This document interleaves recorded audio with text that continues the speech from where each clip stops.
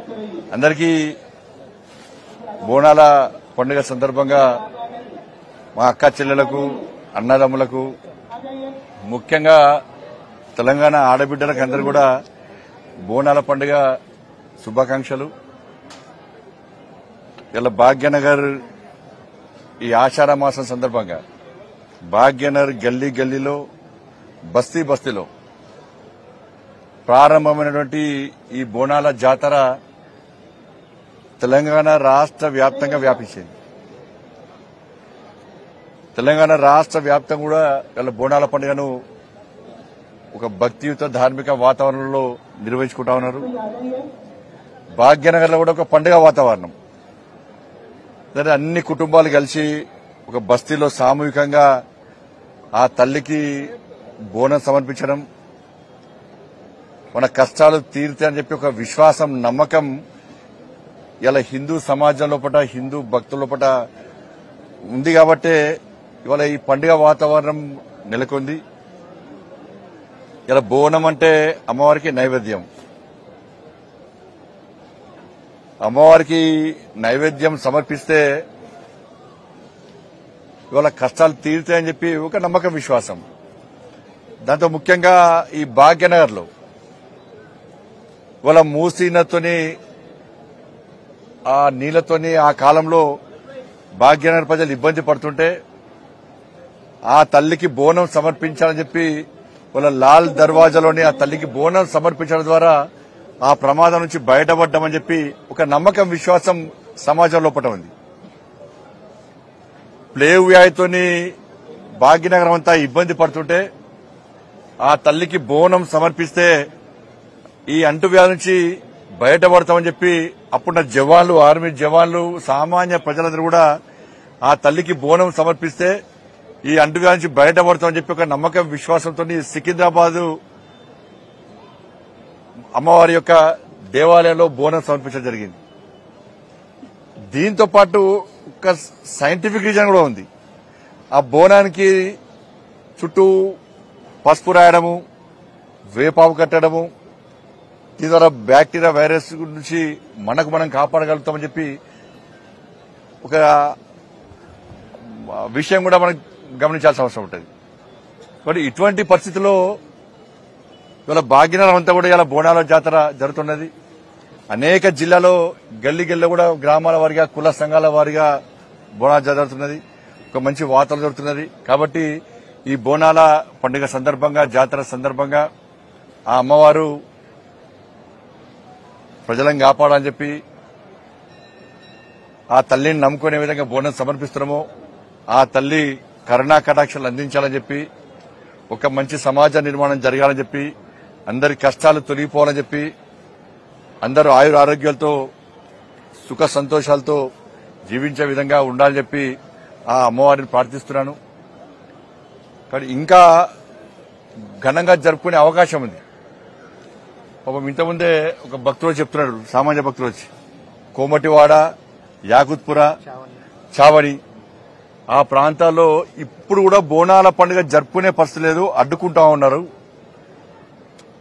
మా పండుగలు మేము జరుపుకునే పరిస్థితి ఇలా పాత బస్తీలో లేదు.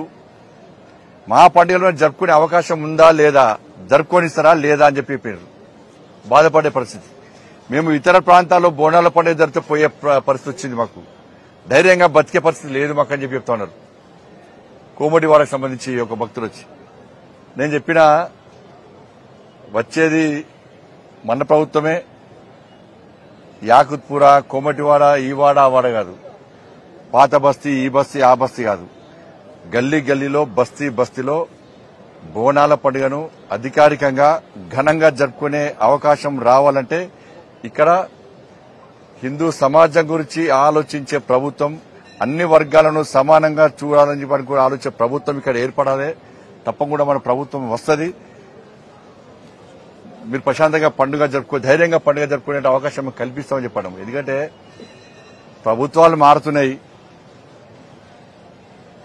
కానీ ఈ వివక్షత, ఈ సంతుష్టీకరణ మాత్రం ఇక్కడ అవుతలేదు. అలా బాత బస్తీలో బోనాల పండుగ నిర్వహించడానికి 24 దేవాలయాలు గమనించి ఒక దేవాలయ కమిటీ ఉంది. ఇవాళ కేవలము 8 దేవాలయాల పేరుతోని 5 లక్షల రూపాయలు ఇచ్చింది ప్రభుత్వం. 5 లక్షలు 5 लाख 5 lakhs ప్రభుత్వం చాలా గొప్పగా ఇచ్చింది. 5 లక్షల రూపాయలు బిచ్చమెత్తుంది. ఇప్పుడు ప్రభుత్వం మారింది, కానీ హిందువులు అడుక్కునే పరిస్థితి ఇంకా ఉన్నది. హిందూ సమాజం ఆలోచించాలి. బోనాల పండుగకు వచ్చి పేపర్లకు ఫోజులు ఇచ్చి ఘనంగా చెప్పుకోవడం కాదు, ఆ తల్లికి ఆ తల్లి సేవలో ఉన్నటువంటి సమాజానికి ఏ విధంగా సౌకర్యాలు కల్పిస్తున్నాం, ఏ విధంగా భక్తులందరూ ఘనంగా నిర్వహించే అవకాశం కల్పిస్తామని చెప్పి పాలకుల మనసుకు తెలిసి ఉండాలి. ఒకసారి ఆత్మవిమర్శ చేసుకోవాలి. 33 కోట్ల రూపాయలు రంజాన్కి ఇచ్చారు. అడిగినావా మేమన్నా? 33 కోట్ల రూపాయలు రంజాన్కి ఇచ్చారు మీరు. ఇవాళ 33 కోట్ల రూపాయలు. హైదరాబాద్ బోనాల పండుగ ఇచ్చింది 5 లక్షల రూపాయలు. 5 लाख 5 lakhs 33 crores వాళ్ళ రంజాన్కి ఇచ్చారు. వద్దలే ఇచ్చుకోరి, ఇంకా 10 కోట్లు ఇచ్చుకోరి. కానీ ఇందులో ఏం పాపం చేసిన వాళ్ళ తెలంగాణలో రంజాన్ పండుగ మాదిరిగానే గణేష్ ఉత్సవాలు జరుపుకుంటారు కదా, భవానీ ఉత్సవాలు జరుపుకుంటారు కదా, హనుమాన్ జయంతి ఉత్సవాలు జరుపుకుంటారు కదా, బోనాల పండుగ జరుపుకుంటారు కదా, శ్రీ వెంకటేశ్వర స్వామి ఉత్సవాలు జరుపుకుంటారు కదా, అనేక పండుగలు జరుపుకుంటారు కదా. ఇచ్చింది ఎంత? చిప్ప చేతికిచ్చింది. వాళ్ళ అడుక్కునే పరిస్థితి. ఇలా భాగ్యలక్ష్మి అమ్మవారు చాలా పవర్ఫుల్ టెంపుల్. ఏమిచ్చారు? భాగ్యలక్ష్మి అమ్మవారు ఒక భారతీయ జనతా పార్టీకో లేకపోతే ఇంకో మా నాయకులకా గుడి చెప్పినా, గతంలో చెప్పినా మళ్ళీ చెప్తున్నా. భారతీయ జనతా పార్టీ ప్రభుత్వం ఇక్కడ ఏర్పడిన వెంటనే మేము చేసేది ఈ భాగ్యలక్ష్మి అమ్మవారిని గోల్డెన్ టెంపుల్ గా మారుస్తాం. పక్కా మారుస్తాం, గోల్డెన్ టెంపుల్ గా మారుస్తాం. దాన్ని అనుమానం విధాలు అంతకు చెప్పినా మళ్ళీ చెప్తున్నా. అంటే 33 కోట్ల రూపాయలు రంజాన్కి ఇచ్చారు. ఇబ్బందులు తెచ్చుకోండి, కానీ మాకెందుకు ఏరియాలా అడుక్కోవాలి. ఇది నేను మాట్లాడితే మొత్తం తత్వం నేను. ఇప్పుడు 2,40,00,000 రూపాయలు అసెంబ్లీ సాక్షిగా ప్రభుత్వం చెప్పింది. కొంచెమన్నా ఆలోచన ఉండాలి. తబ్లికే జమాతే ఇస్లామాట తెలంగాణకు సేవ చేశారు. ఏమన్నా తెలంగాణలో ముస్లిం సమాజాన్ని, ముస్లింలో ఉన్న పేదల వర్గాన్ని ఆదుకునే ప్రయత్నం చేసింది జమాతే తబ్లిక్ ఇస్లామీ ఆర్గనైజేషన్. అది ఇతర దేశాల్లో నిషేధింపబడిన సంస్థ. అది సరే ఇక్కడికి వచ్చి ఇలా ముస్లిం సమాజాన్ని, ముస్లిం పేదలను ఆదుకునే ప్రయత్నం చేసింది. ఈ పాత బస్తికి ముస్లిం పేదలకు సేవ చేసిరు అంటే మీరు ఇది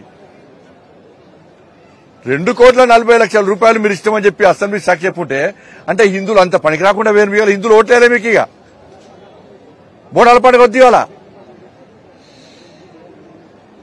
ఇంత స్థాయికి దిగజారితే గత పాలకుల పరిస్థితి ఏమైందో ఒక్కసారి అర్థం చేసుకోండి. పండుగలను, ధర్మాన్ని, సనాతన ధర్మాన్ని, దేవాలయాలను వాటి లెక్కన చూడండి. నేను మాట్లాడుతుంటే రేపు మళ్ళా మాట్లాడతారు. బండి సంజయ్ మతం పక్కా మాట్లాడతా. హిందూ సమాజం చెప్పాలి, బండి సంజయ్ నువ్వు మాట్లాడకు, వాళ్ళకి ఎన్ని వేల కోట్ల రూపాయలు నువ్వు మాట్లాడకు, మన పండుగలకు రూపాయి ఇవ్వకుండా మాట్లాడకు, మన దేవాలయాలు కబ్జా చేస్తాం మాట్లాడకు. పక్కా మాట్లాడతాం. మేమేం మతాన్ని వ్యతిరేకంగా మాట్లాడలేము. ధర్మాన్ని అవమానపరిస్తే, సనాతన ధర్మాన్ని కించపరిస్తే, దేవాలయ పండుగను పాలకులు అడుచుకోకుండా పక్కా మాడతాం. కానీ హిందూ సమాజం ఆలోచించాలని చెప్పి సందర్భంగా విజ్ఞప్తి చేస్తున్న పాలకులు మళ్ళీ చెప్తున్నా, అన్ని వర్గాలను సమానంగా చూడండి. హిందువుల పరిస్థితి బిచ్చ బతుకు ఏకండి, అడుక్కునే పరిస్థితి తీసుకురాకండి. అన్ని వర్గాల ప్రజల మనోబలు కాపాడాలని చెప్పి నేను ప్రభుత్వాన్ని డిమాండ్ చేస్తున్నా.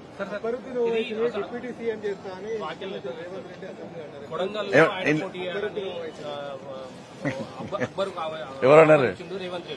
ఓల్డ్ సిటీలో మీరు పోటీ చేయాలని రేవంత్ రెడ్డికి అక్బర్ ఆఫర్ ఇచ్చింది. ఈ ఆఫర్లను ఎలా చూస్తారు? ఇప్పుడు అంకుల్ పోయి అన్నకు శ్రీనివాస్ లెక్క. ఇంతకుముందు కేసీఆర్ అంకుల్ అని వేడు కదా, ఇప్పుడు అన్నదమ్ముడ సంబంధం వచ్చింది. ఇప్పుడు మొదదానికి ఏమన్నారు వీళ్ళు ఎంఏ పాటలు, వాళ్ళు గోడ మీద పిల్లలు. ఇటు పడితే ఇటు దుంకుతారు, ఇటు పడితే ఇటు. అధికారులు ఎవ్వరు ఉంటే వాళ్ళకి కొమ్మేస్తారు. మొదదాకా కేసీఆర్ అంకుల్ చాలా మంచోడు, ఇంద్రుడు చంద్రుడు అనే. ఇప్పుడు వీరికి తింటే కేసీఆర్ తిడతారు. ఇప్పుడు ఇక మరి వీళ్ళు నెక్స్ట్ కాంగ్రెస్ పార్టీ పరిస్థితి అదే కదా. అంతకుముందు కాంగ్రెస్ పార్టీ తిట్టే బీఆర్ఎస్ గోడెక్కిర్రు, బీఆర్ఎస్ గడిలోకి వేరు. ఇప్పుడు మళ్ళీ బీఆర్ఎస్ గవర్నమెంట్ లేదు కదా, మళ్ళీ కాంగ్రెస్ గవర్నమెంట్ ఇవాళ. మరి అప్పుడు అక్బరుద్దీన్ వచ్చి ఏమనాలి? ఎస్, నా ఓల్డ్ సిటీని న్యూ సిటీగా మారుస్తా అంటే నేను దేనికైనా సిద్ధం అనాలి అన్నాడు. నా హాస్పిటల్ బాగా నడవాలి, నా వ్యాపారాలు మంచిగా జరగాలి, నేను చేసే కబ్జాలు బాగుండాలి, ఓట్స్లో ఎవరు ట్యాక్సులు కట్టద్దు, ట్యాక్సులు కట్టే ఆఫీసర్లు వస్తే కొట్టాలి, కొట్టిన ఎవరు కేసు పెట్టద్దు. 15 నిమిషాలు సమయం ఇస్తే హిందువుల నరికి చంపుతా అన్నటువంటి వ్యక్తిని తీసుకొచ్చి కొడంగల్లో పోటీ చేస్తా అంటే గెలుపు మీదేనేది? చాలా దమ్ముంటే ఏమని చెప్పు. మేమందరం కూర్చొని నిర్ణయించుకొని, మా పార్టీని నిర్ణయించుకొని కొడంగల్లో గిట్లా అక్బరుద్దీన్ వేసి పోటీ చేస్తే డిపాజిట్ రాకుండా చేసే బాధ్యత మాది. ఖతర్నాక్ అభ్యర్థులు నిలబడతాం మేము. ఒక్కొక్క యువకుడు ఒక్కొక్క ఇంటికి ఇన్ఛార్జిగా వస్తాడు. స్వచ్ఛందంగా వచ్చే పరిస్థితి తెలంగాణ రాష్ట్రంలో. ఒక్కొక్క యువకుడు కొడంగల్లో ఒక్కొక్క ఇంటికి ఇన్ఛార్జిగా వచ్చి డిపాజిట్ రాకుండా చేస్తాం మేము.